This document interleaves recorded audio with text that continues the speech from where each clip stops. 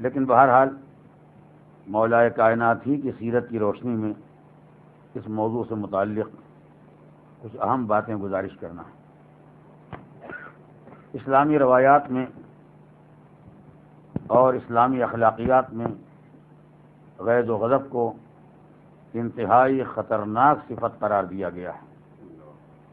الغضب مفتاح کل شر، ہر برائی کی کلید اور کنجی کا نام ہے غضب۔ جب انسان غیظ و غضب سے مغلوب ہو جاتا ہے تو دنیا کا کوئی قدم بھی اٹھا سکتا ہے، کسی طرح کا بھی کوئی اقدام کر سکتا ہے، اگر انسان اپنے قوت غضب کو اپنے قابو میں اور کنٹرول میں نہ رکھ سکے۔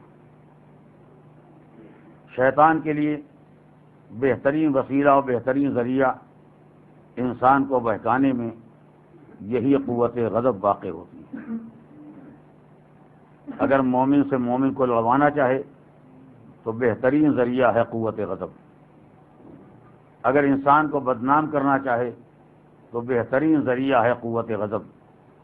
اگر انسان کو کسی زندگی کے قعر مذلت میں گڑھے میں گرانا چاہے تو بہترین ذریعہ ہے قوت غضب۔ اس لیے کہ ہر حالت میں انسان دماغ کو قابو میں رکھ سکتا ہے، مگر جب مبتلا غیظ و غضب ہو جاتا ہے تو پھر اپنے دماغ کو بھی قابو میں رکھنا مشکل ہو جاتا ہے۔